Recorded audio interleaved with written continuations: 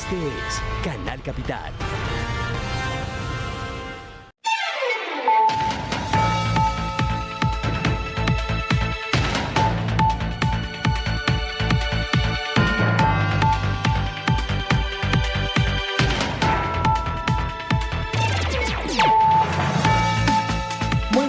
Bienvenidos como siempre a Opina Bogotá, el espacio para la opinión, el debate y las entrevistas aquí en el Canal Capital, en la televisión pública de nuestra ciudad. Los saludamos a esta hora, 8:30 de la noche, en vivo y en directo.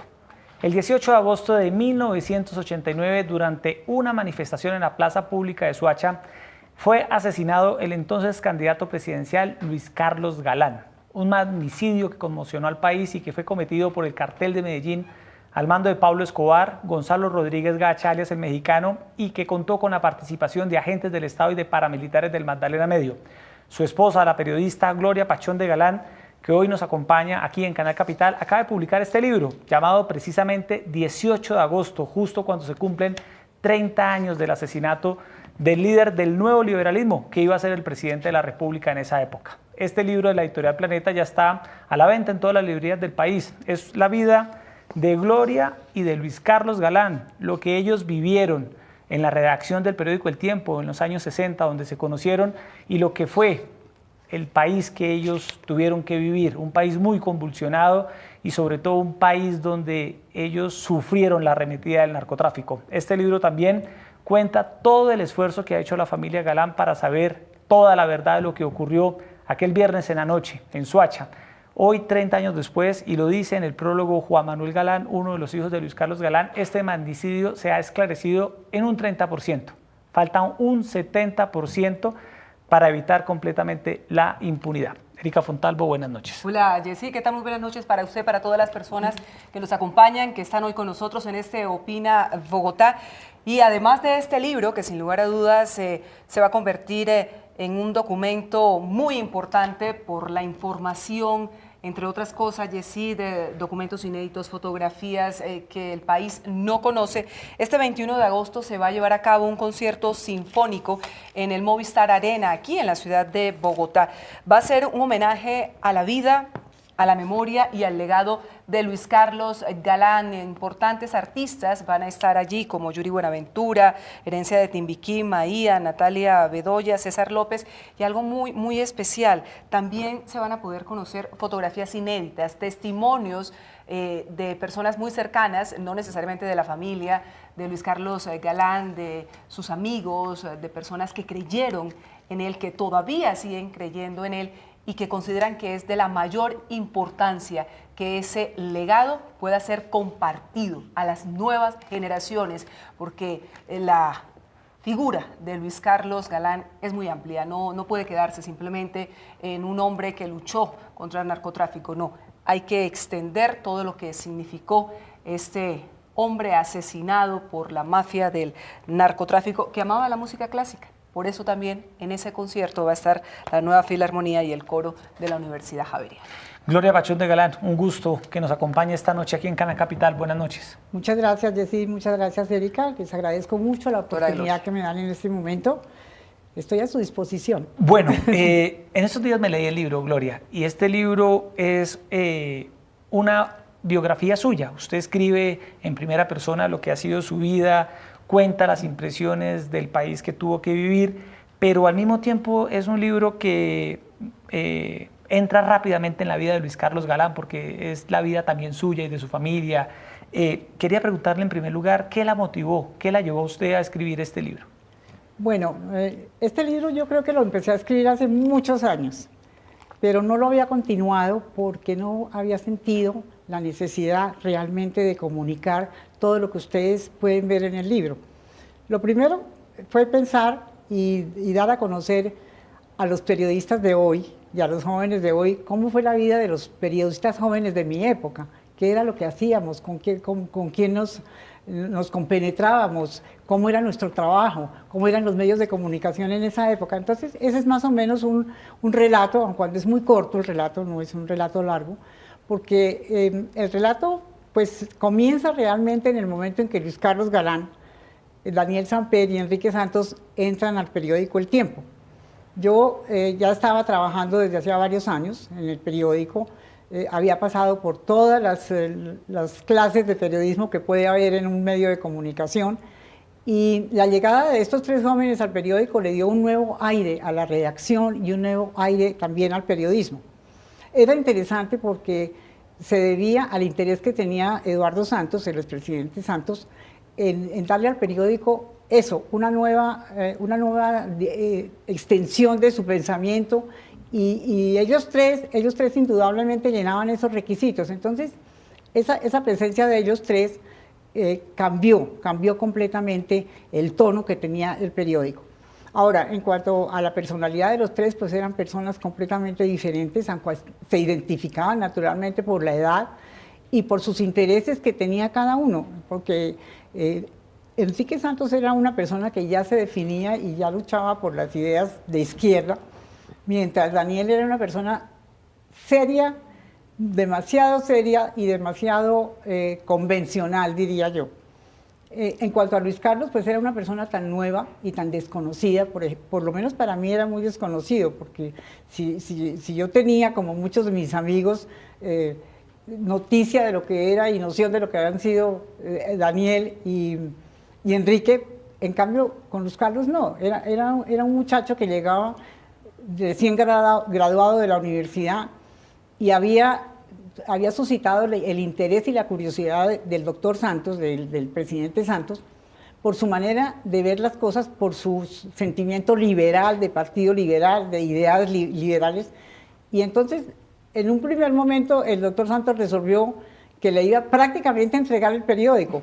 Entonces, yo creo que eso fue una circunstancia muy especial. Doña Gloria, ¿y a usted le llamó la atención en ese momento ese joven valor del periodismo que prácticamente se queda con el periódico? En ese momento me llamó la atención, pero no por lo que ustedes se imaginan, ni por lo que piensa la gente.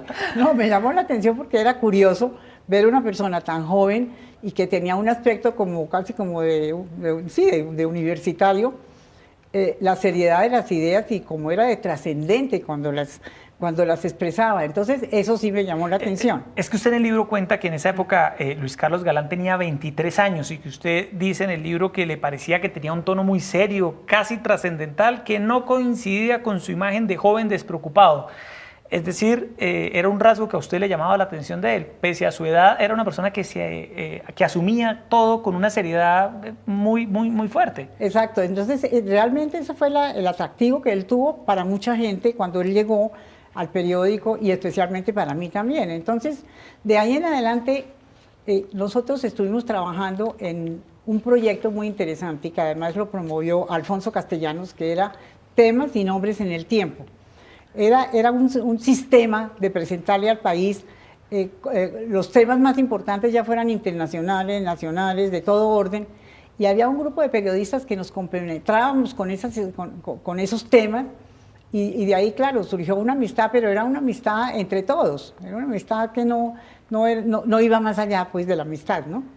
Sí, pero ya entrando un poco, Erika, en esta cronología del libro de cuando se conocen en la redacción del Tiempo, en los años 60, usted ve a un Luis Carlos Galán joven, pero muy serio en sus cosas, en sus planteamientos, pues él en un momento determinado, a través de su amiga Nora Parra, le empieza a enviar mensajes de que puede haber un interés de él hacia usted. Usted dice que es mayor que él, que no ve cómo podría haber una relación ahí, pero él le pide que sean novios.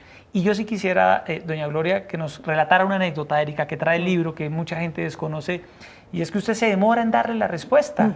Y el 20 de julio de 1969, cuando millones de personas en el mundo, incluido Colombia, veían la llegada del hombre a la luna frente a un televisor, usted en su casa con Luis Carlos Galán al lado, él le pedía que por favor le dijera si sí iban a ser novios o si no.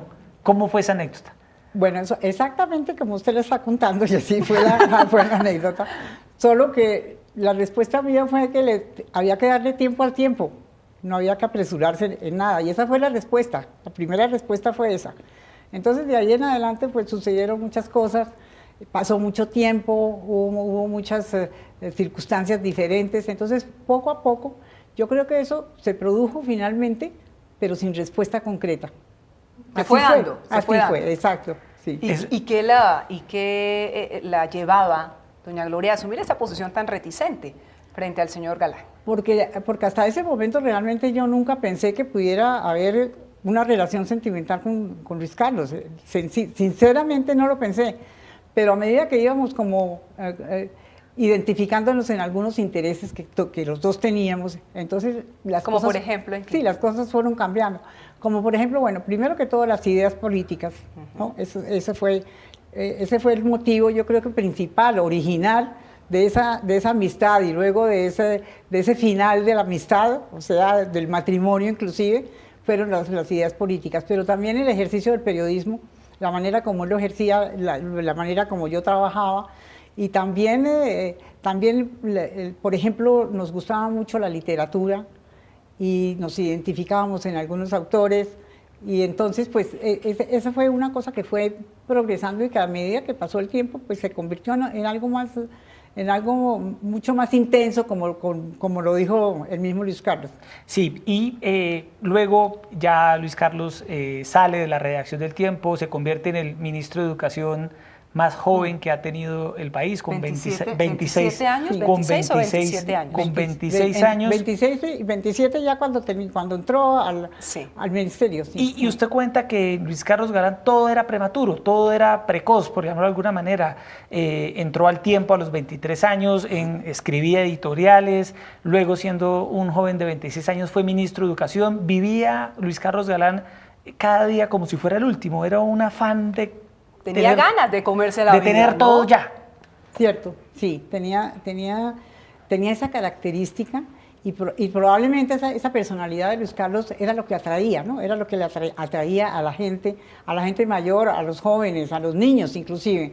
Entonces, ese indudablemente era un atractivo de la personalidad de Luis Carlos. Pero al mismo tiempo, aun cuando él parecía siempre muy trascendental, sobre todo en los temas difíciles, era demasiado trascendental.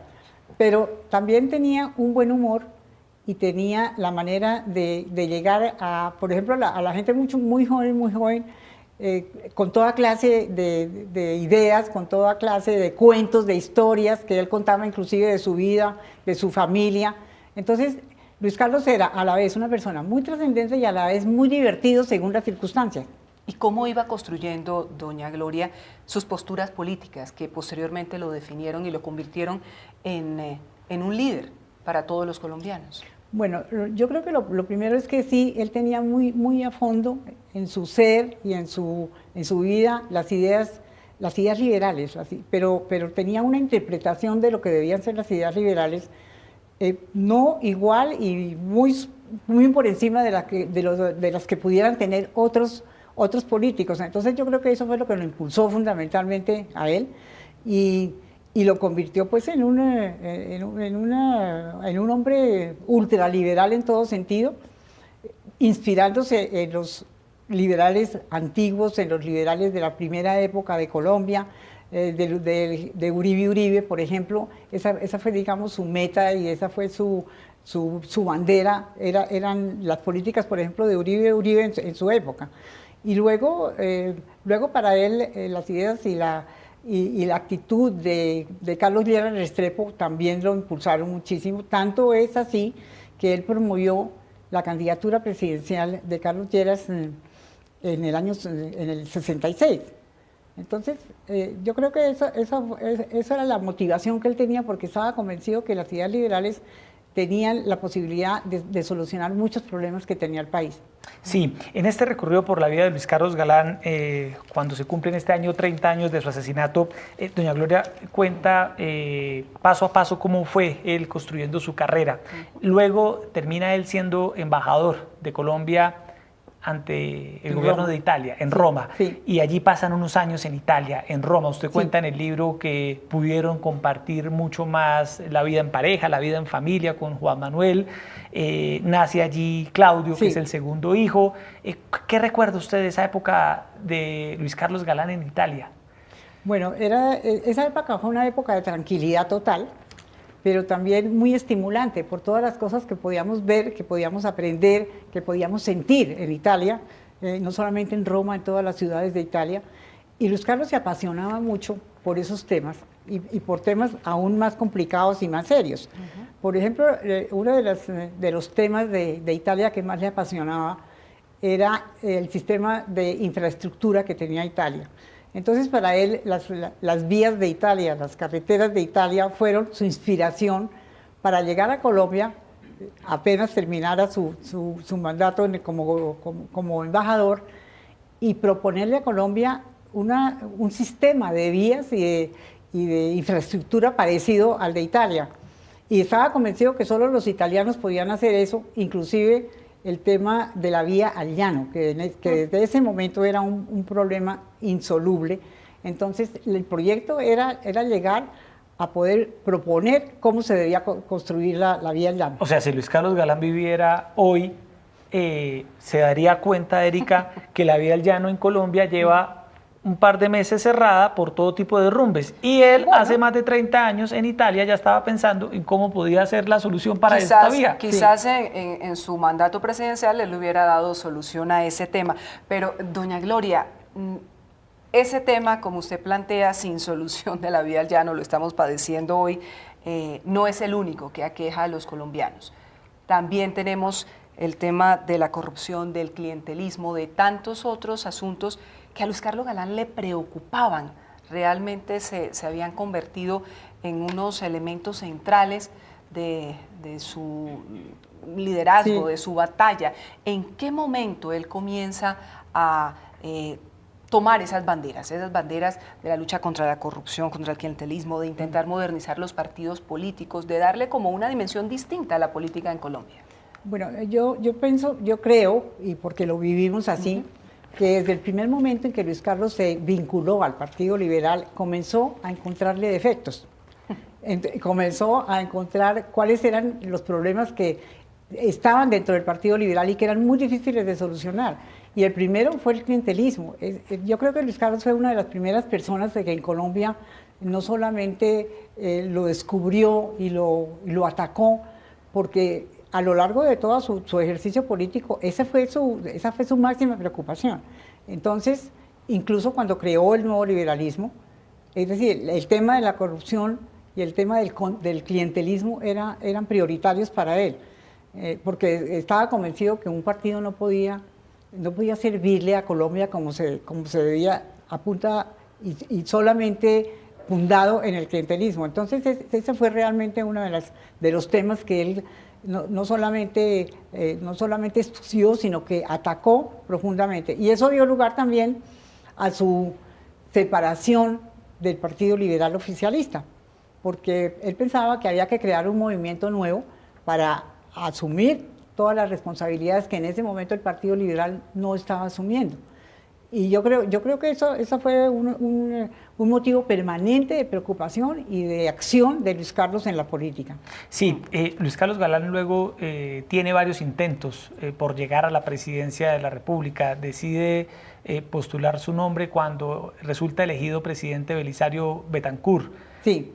Es en esa primera incursión de él a la presidencia de la República, ¿cómo recuerda usted esa primera campaña de Galán a la presidencia?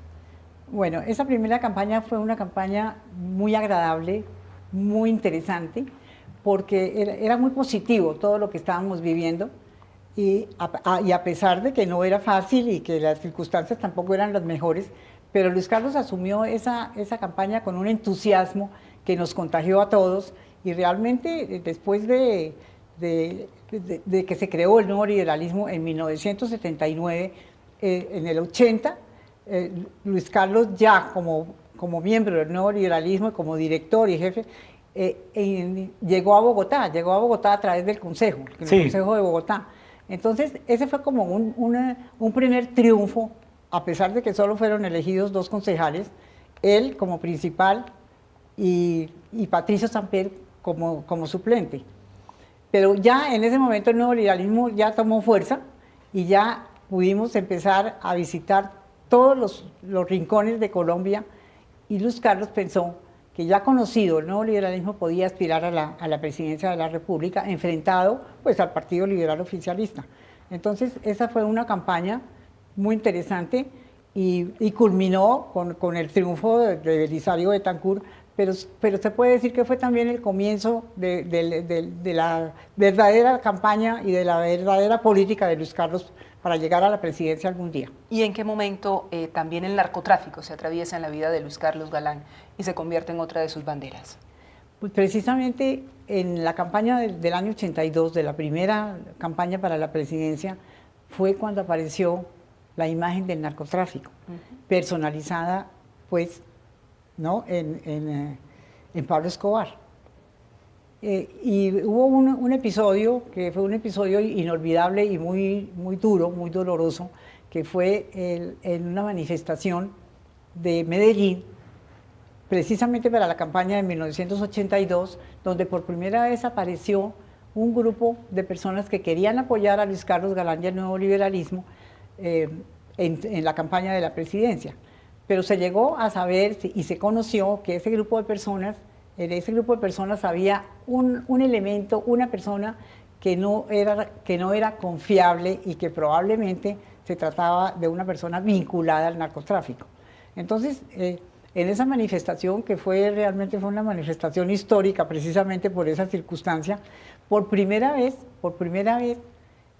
se conoció quién era la persona que quería apoyar a Luis Carlos y que formaba parte de ese grupo de Renovación Liberal que se llamaba. ¿Y quién era esa persona? Esa persona era Pablo Escobar, que era candidato. El grupo de Renovación Liberal proponía a Pablo Escobar como miembro, como participando en la lista que iban a presentar para las elecciones. Entonces, muchas veces ha habido confusión alrededor de lo que ocurrió en ese día, porque se decía mucho que Luis Carlos había expulsado a Pablo Escobar. No lo expulsó porque es que nunca lo recibió. Entonces, y en ese momento, lo curioso es que él rechazó el apoyo de ese grupo de personas, dentro de las cuales había una persona que no inspiraba confianza y que además no declaraba el origen de su fortuna. ¿Alguien le había hablado de él o él lo logró identificar cómo, doña Gloria? Sí, efectivamente sí, porque Iván Marulanda, que era el jefe de campaña de Antioquia, a él fue que le llegó el rumor de las personas que querían apoyar el nuevo liberalismo y la candidatura de Luis Carlos Galán a la presidencia. Entonces él investigó y efectivamente se comprobó de quién se trataba y qué persona era esa. Entonces Luis Carlos en esa manifestación hizo una declaración muy larga, muy complicada, que no todo el mundo la podía entender, porque en esa decía que no se podía aceptar el apoyo de ese grupo de personas por ese motivo. Y entonces ni siquiera nombró, él nunca en esa manifestación mencionó el nombre de Pablo Escobar, sino que es decir, se entendió de quién se trataba y por qué razón no se aceptaba ese apoyo. Bueno, luego Luis Carlos Galán rechaza ser embajador en Inglaterra, que es un ofrecimiento que se le hace, y decide seguir en el país. Él siente que debe cumplir su función política en Colombia y llega a la campaña del año 89. Ya era un momento muy complejo. Era ya un momento muy complejo. El país estaba amenazado por los carteles de la droga, el mexicano Pablo Escobar. Ya se habían producido magnicidios importantes. Ya había habido magnicidios y demás. Y se llega al año de 1989 y concretamente los meses de julio y agosto de 1989. ¿Qué recuerdos se le vienen a su mente, doña Gloria, de esa época de julio y agosto de 1989? Bueno, precisamente Luis Carlos regresó de Inglaterra a raíz de la muerte de Guillermo Cano, que fue uno de los golpes más duros que tuvo el país y que tuvimos nosotros también, por la amistad con él y por lo que él significaba, por lo que Guillermo Cano significaba.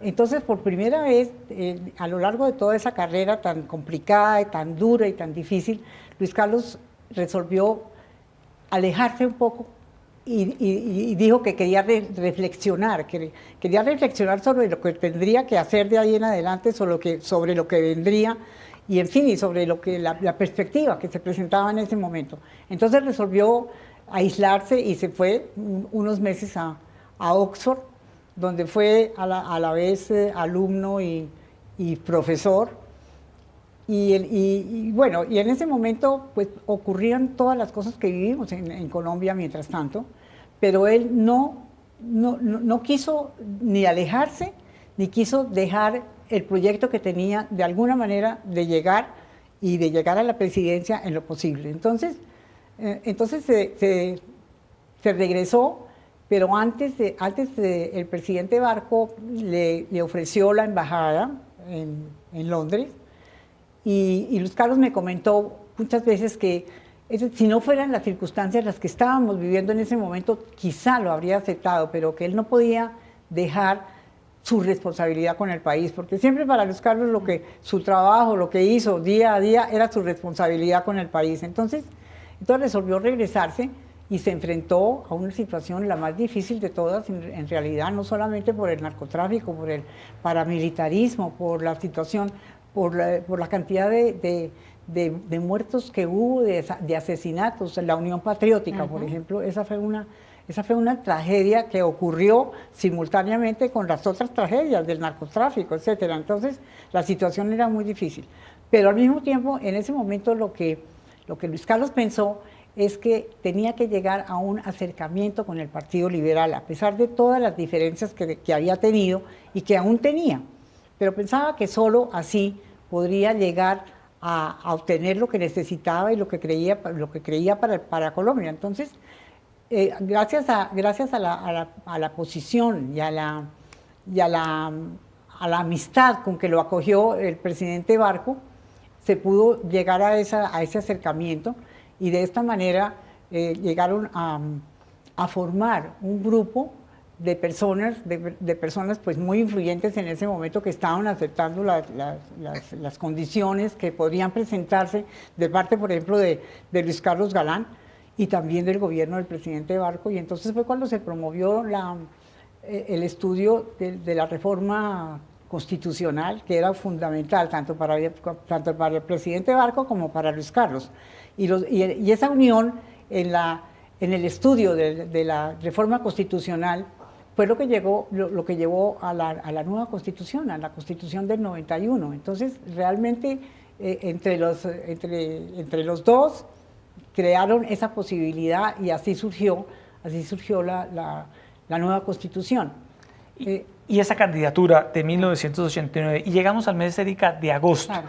Y quisiera que, doña Gloria, habláramos del 18 de agosto, de cómo fue ese día, desde que amaneció hasta que Luis Carlos debe ir a la manifestación en Soacha. ¿Cómo fue ese 18 de agosto? ¿Qué recuerda usted, doña Gloria? Bueno, habría que pensar un poquito en los antecedentes de ese día, que sí había muchas inquietudes y ya teníamos mucha preocupación, y el mismo Luis Carlos manifestaba preocupación. Estaba amenazado ya por la situación. Había muchas amenazas, había muchas cosas inciertas, había cosas que no se conocían bien, pero sobre todo teníamos el problema de un nuevo jefe de escolta que había sido nombrado pocos días antes, y ese jefe de escolta era una persona que nos inquietaba bastante por su manera agresiva, por la manera como trataba a los compañeros, por la preocupación que suscitaba entre todo el grupo de defensa de Luis Carlos. Entonces, por esa razón nosotros habíamos tenido una conversación con el general Maza Márquez para solicitarle y para decirle que nos preocupaba mucho la actitud de esta persona, que ellos lo habían nombrado precisamente para reforzar la escolta de Luis Carlos.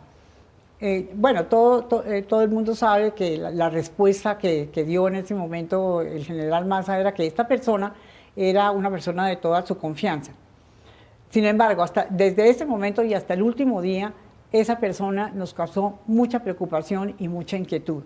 El día del 18 de agosto, pues estaba esa circunstancia que nos preocupaba bastante, pero además de eso, muy temprano por la mañana nos habíamos enterado de la muerte del general Franklin Quintero, el coronel Franklin Quintero en Medellín, que era la persona que había evitado un atentado que preparaban para Luis Carlos en Medellín pocos días antes. El 4 de agosto. Exacto, el 4 de agosto. Entonces, ese día transcurrió con los preparativos para la manifestación de Soacha, y mientras Luis Carlos se ocupaba primero de hablar con la familia del coronel Franklin Quintero, pues yo resolví reunirme con la gente de la campaña para saber exactamente cómo se estaba preparando y si todo estaba normal. Y allí esta persona llegó y nos sorprendió mucho a las pocas personas que estábamos allí, la manera como estaba exagerando y hablando muy duro de la seguridad que iba a tener Luis Carlos esa noche en Soacha. Sí, usted cuenta que él entró como a esa sala y gritaba y les decía a ustedes todo está tranquilo, todo está en orden, y a usted eso le generó dudas y sospechas. No, a mí me preocupó mucho esa actitud, porque es que era una actitud un poco absurda y un poco fuera de lugar y inquietaba como sobreactuada mucho. Sí, sobreactuado a lo que totalmente, pero además dijo en ese momento todo lo que prepararon para esa noche, que estaba todo absolutamente asegurado y que además tenían pancartas que iban a mostrar el apoyo a Luis Carlos, etcétera, etcétera. Entonces, esa fue una circunstancia muy complicada, pero esa no la supo Luis Carlos. Ese momento que vivimos nosotros con este señor ahí, el mismo día, Luis Carlos no lo supo. Con Jacobo Torregrosa, que era el jefe de escoltas. Exactamente, sí. Doña Gloria, ¿y usted que tenía esas inquietudes, esas preocupaciones, no se las expresó al doctor Luis Carlos?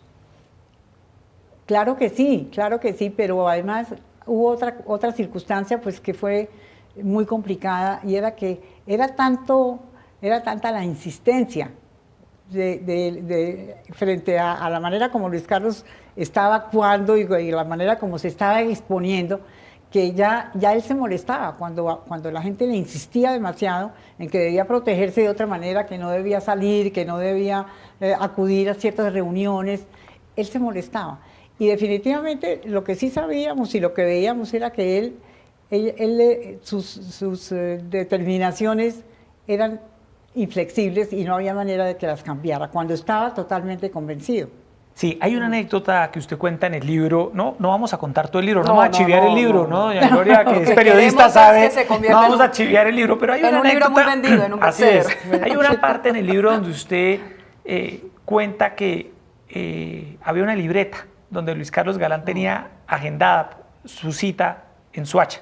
Soacha, 7 de la noche, Soacha, pero le puso un interrogante en la agenda. Sí.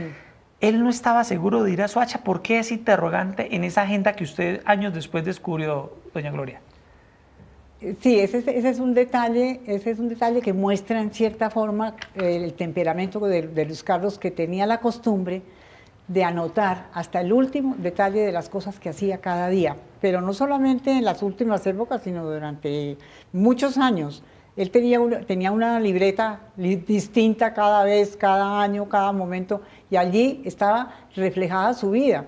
Esas libretas existen y en esas libretas está reflejado muchas de las actuaciones de Luis Carlos, muchos de los nombres de las personas que él apreciaba, de las personas que trabajaban con él, de las cosas que hacía cada día. En fin, era algo interesante de la personalidad de Luis Carlos, que él anotaba absolutamente todo. Entonces, esa libreta de ese año, de 1989, la tenía totalmente completa, con todos los detalles de la campaña, de lo que estaba haciendo y de lo que pensaba hacer, de sus propósitos.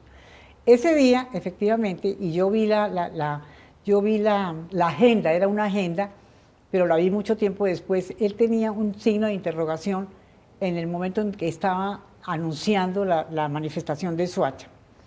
Ahora, ¿por qué era la interrogación? Muchos motivos podría tener Luis Carlos para tener esa interrogación. Primero que todo, pues la duda de si debía ir o no debía ir, en vista pues de los peligros que existían. Pero por otro lado, el compromiso con los activistas y con los dirigentes del partido, porque no solamente para él eso era fundamental, sino que los mismos dirigentes del partido, si Luis Carlos consideraban que no podían lograr nada. Entonces Luis Carlos nunca se pudo sustraer a algunas de las reuniones en las cuales se consideraba que él era indispensable. Y ese fue también un motivo por el cual él nunca suspendió muchas de las cosas que habría podido no atender.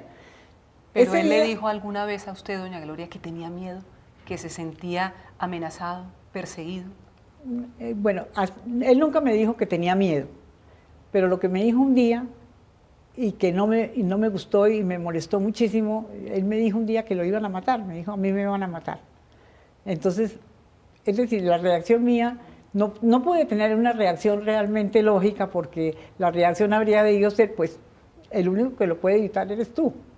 Pero no se lo dije porque yo sabía que si yo le decía algo así parecido, pues no lo iba a aceptar. Sí, y de hecho usted cuenta en el libro que a usted le molestaba que él se refiriera a la muerte. Antes de la muerte de Luis Carlos Galán, él tuvo un viaje a Venezuela. Sí. Fue recibido con todos los honores por el gobierno de Carlos Andrés Pérez. Sí. Y él en las escalinatas del Palacio de Miraflores, ahí en la sede del gobierno de Venezuela, Luis Carlos Galán pronuncia una frase que forma parte de las frases históricas de él.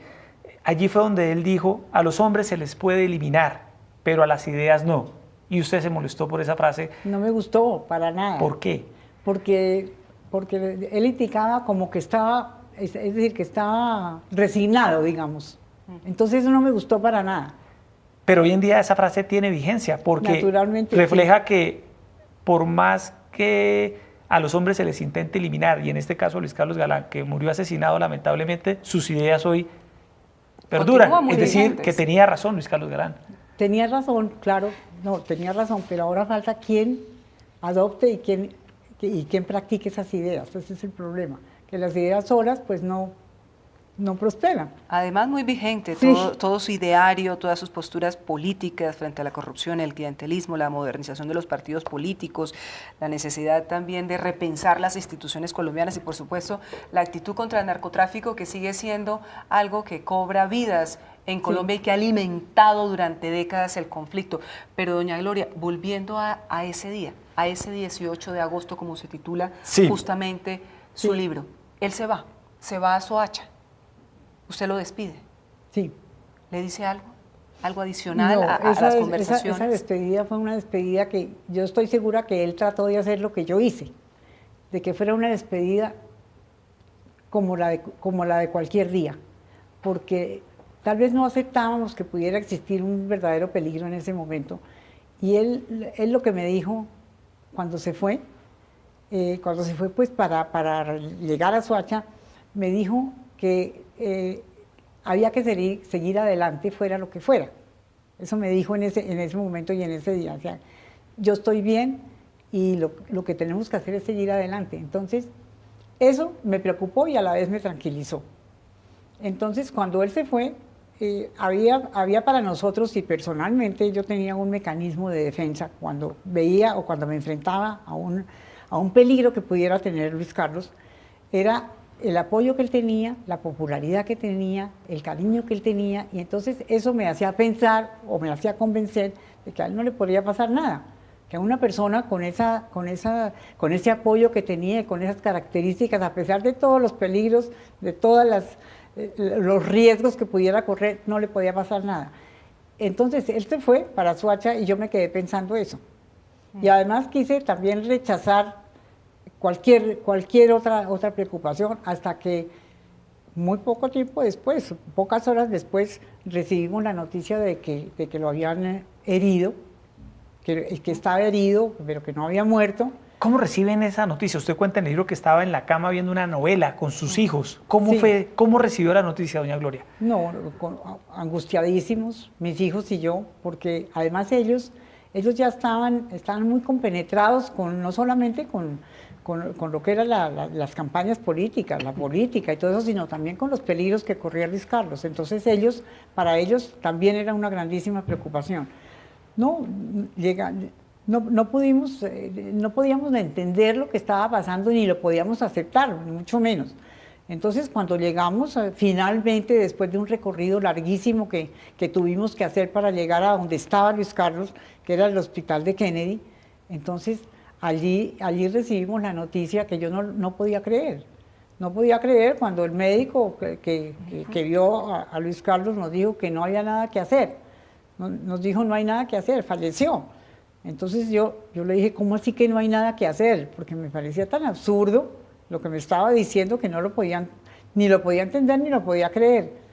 Entonces, en ese momento fue cuando Juan Manuel se le ocurrió pues pedir una hoja de papel para escribir un discurso que, según decía o dijo después, él pensaba siempre desde muy niño que si a Luis Carlos le pasaba algo, a él le iba a tocar escribir y decir algo. Sí, ustedes en primer lugar, según el libro, van a Cajanal, a la clínica de la Caja Nacional de Previsión, que queda cerca aquí a las instalaciones de Canal Capital, en el barrio La Esmeralda, en el occidente de Bogotá, y luego, como usted dice, el cuerpo es trasladado al hospital de Kennedy. Dice usted, doña Gloria, que Juan Manuel ese día empieza a notar un discurso. Es el discurso que días después en el cementerio central sí, Juan Manuel pronuncia y donde se le entregan las banderas del nuevo liberalismo a César Gaviria. Algo Sí. que no le consultó a usted. No. ¿Cómo para fue, nada. ¿Cómo fue eso? Bueno, es que es una historia un poco complicada porque ¿qué era lo que pasaba? No, inicialmente sí, Juan Manuel dijo eso y él escribió un discurso largo, etcétera, etcétera.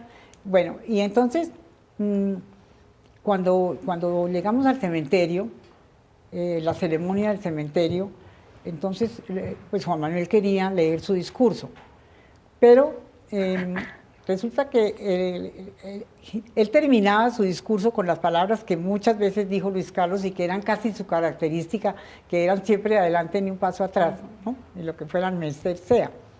Pero Rosas, el amigo de Luis Carlos que hizo su discurso antes, terminó con esas mismas palabras. Entonces Juan Manuel, como vio que este había terminado con estas palabras, resolvió borrarlas y fue cuando empezó a escribir ahí mismo en el cementerio lo que se le ocurrió decir relacionado con las banderas de Luis Carlos para que las tomara el presidente César Gaviria. Ahora, eso tiene una explicación anterior, una explicación que tiene que ver con la consulta popular que Luis Carlos propuso en la última convención del Partido Liberal y para lo cual él se entregaba totalmente, porque esa consulta popular representaba toda la lucha que Luis Carlos había librado durante muchos años, era el principio, era el ideal, era la democratización de la política del Partido Liberal, etcétera, etcétera. Entonces, esa aprobación de la consulta popular, gracias al apoyo del presidente Turbay, que el presidente Turbay fue el que presidió esa última convención y prácticamente él logró que se apoyara la idea. Pero durante muchos meses antes, en nuestra casa, con nuestros hijos, Luis Carlos hablaba mucho de la consulta popular y de la importancia que tenía ese principio y esa realización. Entonces, ante eso, pues ya nosotros teníamos en la mente que eso era lo más importante que había que defender. Pero al día siguiente de la muerte de Luis Carlos en el Capitolio Nacional, cuando había una gran multitud y estaba Luis Carlos, estaban velando a Luis Carlos, oímos los rumores de que entre los mismos jefes del Partido Liberal se decía que muerto Galán, ¿para qué consulta? Entonces eso nos preocupó muchísimo. Y tanto es así que ellos, los niños, me dijeron, me dijeron a mí, reunámonos y hablamos de esto para ver qué hacemos.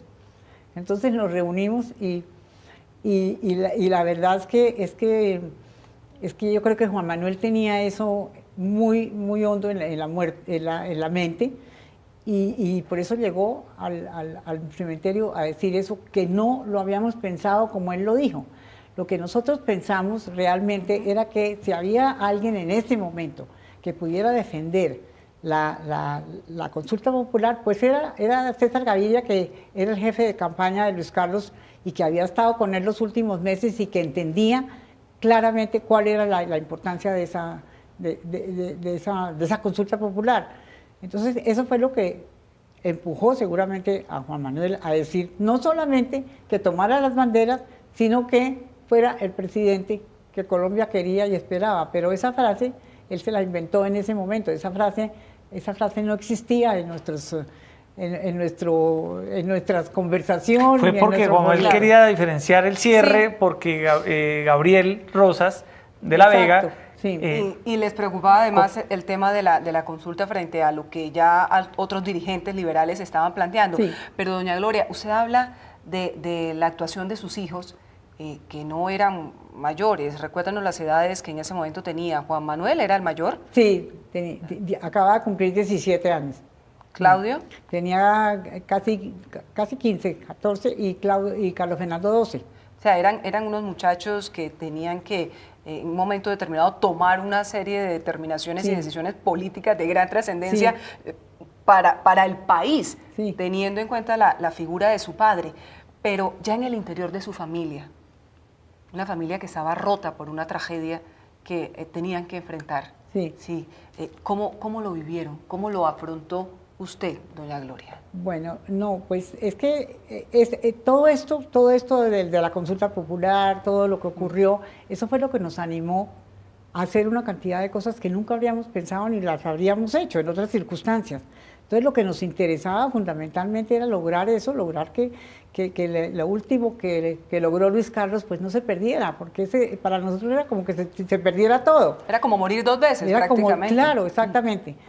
Eso fue lo que nos animó, lo que nos impulsó, y yo creo que para ellos, para mis hijos, fue fundamental para poder salir adelante, es decir, no solamente ante el dolor de la muerte de Luis Carlos, sino también la responsabilidad que cada uno iba a tener, primero que todo, en salir adelante en sus estudios. Nos fuimos pues del país porque era necesario hacerlo. Y fue una etapa muy dura, pero además y aparte de que fue muy dura y muy difícil, también fue muy estimulante, porque había algo algo que teníamos que lograr y que hacer. Y entre lo que había que lograr era, primero que todo, que la muerte de Luis Carlos no pasara como si no hubiera sucedido nada y que no quedara impune y que hubiera finalmente la verdad sobre los responsables, sobre las circunstancias, etcétera, etcétera. Entonces, eso fue realmente lo que nos ayudó y lo que no nos permitió derrumbarnos. Doña Gloria, usted como mujer, como víctima de la violencia, ¿cómo logró reconstruir la vida? ¿Cómo logró salir adelante? La familia. Muchas mujeres la deben estar escuchando, que la admiran a usted porque usted, tras la muerte de su esposo, tuvo que ejercer el papel de papá, de mamá. Madre coraje, con 3 jóvenes. Colombia, un ejemplo de vida como mujer, como madre. ¿Cómo logró salir adelante después de un episodio tan doloroso? Bueno, yo creo que a mí personalmente lo que me ayudó fueron mis hijos, ¿no? Eso sí, cada uno de ellos para mí fue el estímulo suficiente para seguir adelante y para lograr lo que fuera. Entonces, poco a poco eso nos fue ayudando a ellos y a mí, y sobre todo lo que les estaba comentando, la necesidad de contribuir a que la verdad de la muerte de Luis Carlos se conociera plenamente y que las responsabilidades también se conocieran y que hubiera una justicia. ¿Por qué razón? Porque no solamente se trataba de Luis Carlos, sino que había muchos otros casos semejantes que no podían quedar en la impunidad, que no podían quedar olvidados. Entonces trabajamos en eso desde el primer día en París, donde llegamos después de la muerte de Luis Carlos, donde nos enfrentamos a muchas dificultades también, por muchas razones, por la falta de experiencia, por la falta del idioma. Mis hijos pues por sus estudios truncados en un momento muy difícil, pero eso nos ayudó a salir adelante, y además el cariño de la gente y el cariño que tenía la gente por Luis Carlos, que fue una cosa extraordinaria. Entonces eso lo hemos podido comprobar a través de los años, porque incluso hoy día, 30 años después de la muerte de Luis Carlos, uno ve el cariño que aún existe por la figura y por la memoria de Luis Carlos. Entonces eso es no solamente un gran consuelo, sino una enorme satisfacción. Doña Gloria, pero usted dice que lo que los inspiró, por lo menos los fortaleció en ese primer momento, era la búsqueda de la verdad, la búsqueda de la justicia. Pero ¿qué ha pasado 30 años después en esa búsqueda? Porque lo mencionaba usted, es decir, al inicio de esta entrevista, quedan muchos cabos sueltos, quedan muchas verdades y muchas responsabilidades por establecer. Sí, pero también tenemos que decir algo. Desde el momento de la muerte de Luis Carlos y cuando ustedes recuerdan que fueron acusados personas inocentes, eso, por ejemplo, fue la muestra grave de la desviación de la justicia, que desde el primer momento la justicia de la muerte de Luis Carlos iba a ir mal, es decir, no se iba a resolver. Pero hubo además la colaboración, el apoyo y la ayuda, no solamente de las personas amigas y cercanas, sino también de la justicia y de muchos jueces que sacrificaron prácticamente su prestigio y su vida investigando todo lo que tuvo que ver con la muerte de Luis Carlos. Entonces, la justicia ha actuado, aun cuando lentamente, por distintas circunstancias, pero ha actuado y ha habido muy buenos y muy importantes resultados al respecto. Claro que falta muchísimo, entre otras cosas porque precisamente uno de los jueces que ha trabajado y que ha luchado por encontrar todas esas verdades, considera él mismo que en este momento el 30% de la verdad se conoce y que falta un 70%. De ese 70, sí, de ese 70, Erika, ¿qué falta, doña Gloria? ¿Cuál es ese 70 que todavía el país no conoce sobre la responsabilidad del crimen de Galán? Poco a poco, de acuerdo con las investigaciones y además con los relatos de muchas personas, con las declaraciones que ha habido de personas que estuvieron cercanas y que supieron muchas cosas desconocidas hasta el momento, que han dado a conocer, se sabe que sí hubo y hay muchas personas responsables y muchos hechos que se deben tener en cuenta en la muerte de Luis Carlos. Y de todas maneras, sí, hay que reconocer que la política tuvo mucho que ver en la muerte de Luis Carlos, no solamente, es decir, la unión que hubo, por ejemplo, entre la política, el narcotráfico, el paramilitarismo, la combinación de Escobar con Rodríguez Gacha. Con Santofimio. Exactamente. Entonces, todo eso, es decir, se sabe cómo ocurrió y poco a poco se ha ido aclarando muchísimos detalles y muchísimas cosas que hasta el momento o hasta hace un tiempo eran completamente desconocidas. Nosotros seguimos, es decir, trabajando naturalmente con el apoyo de personas que lo saben y que tienen ese interés en que esto termine con toda la verdad y con toda la justicia. ¿Por qué cuesta tanto? Y lo hablábamos esta semana con otro crimen que también, el aniversario de la muerte de Jaime Garzón, donde hubo testigos falsos, desviación de investigaciones y demás.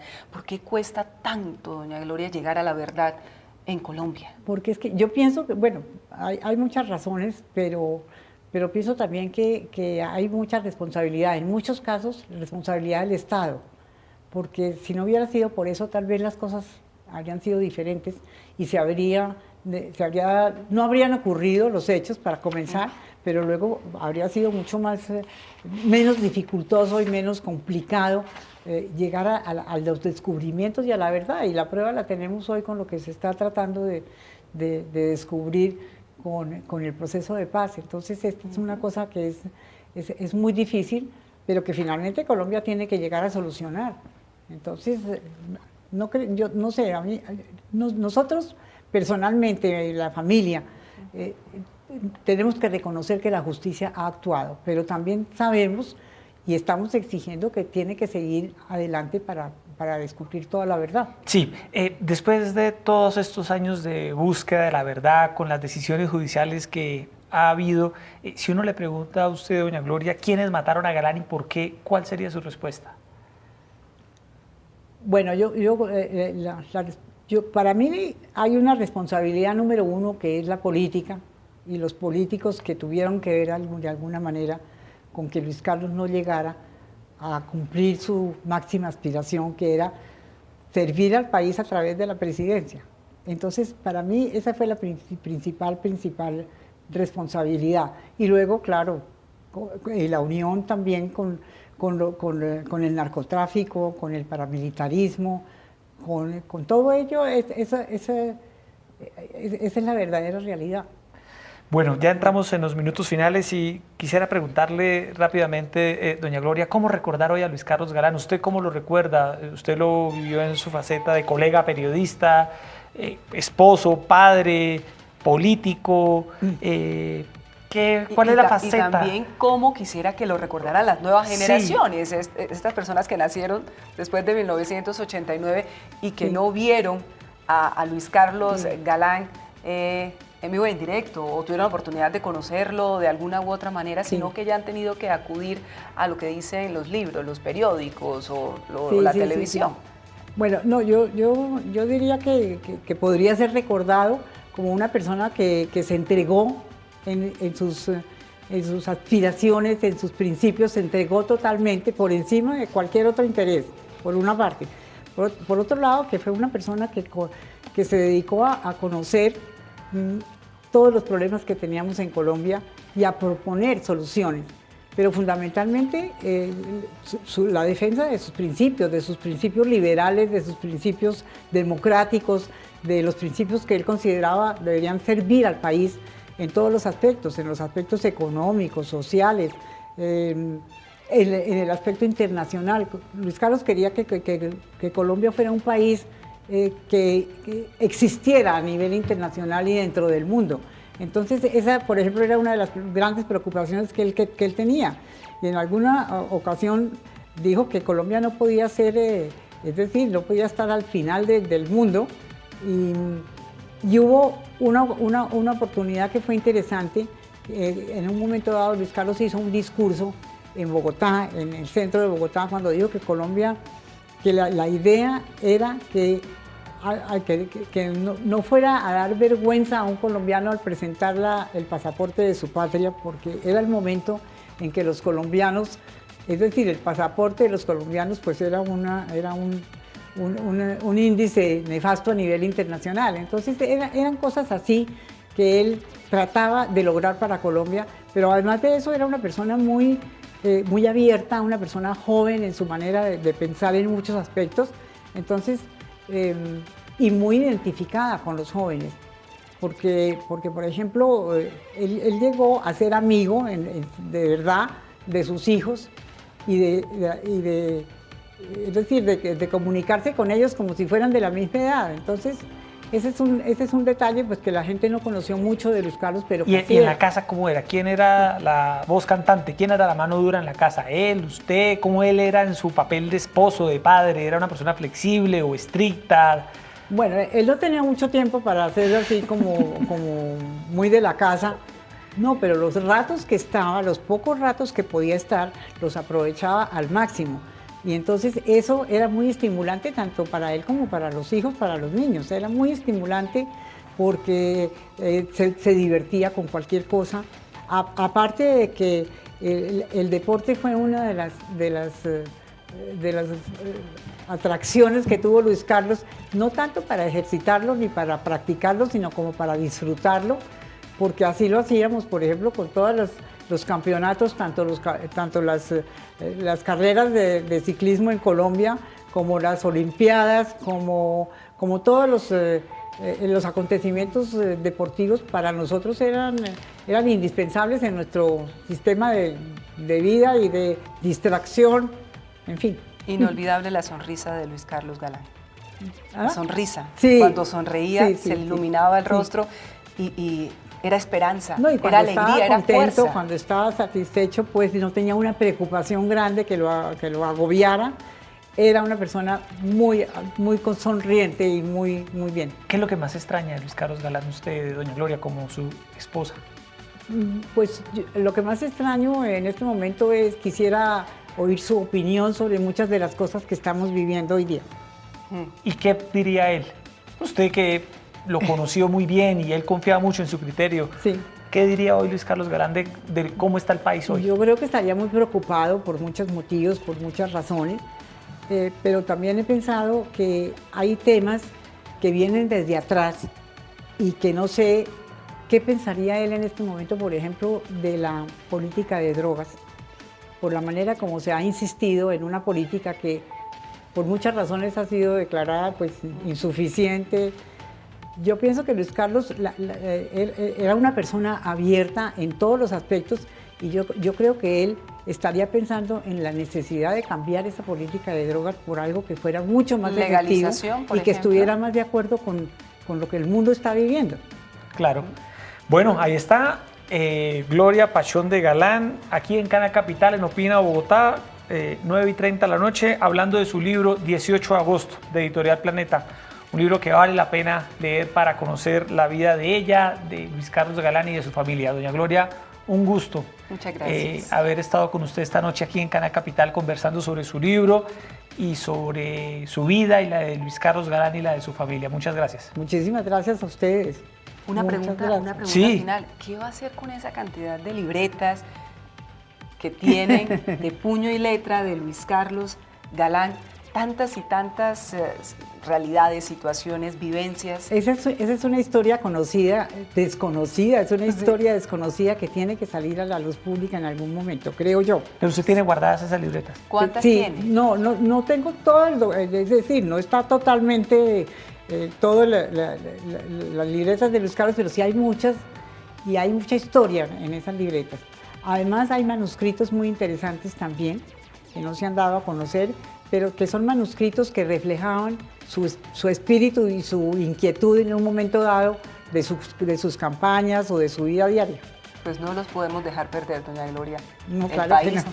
tiene que conocerlos alguna vez. Bueno. Muchas gracias. Gracias, A usted. doña Gloria, por estar Gracias. con nosotros esta noche. Erika, Sí. se nos acabó el tiempo. A todos ustedes, gracias por estar como siempre en sintonía de Opina Bogotá. Sigan con toda la programación de Canal Capital y los esperamos como siempre a las 8:30 de la noche en este espacio donde conversamos los temas que le interesan a la ciudad y al país. Muy buenas noches. Gracias.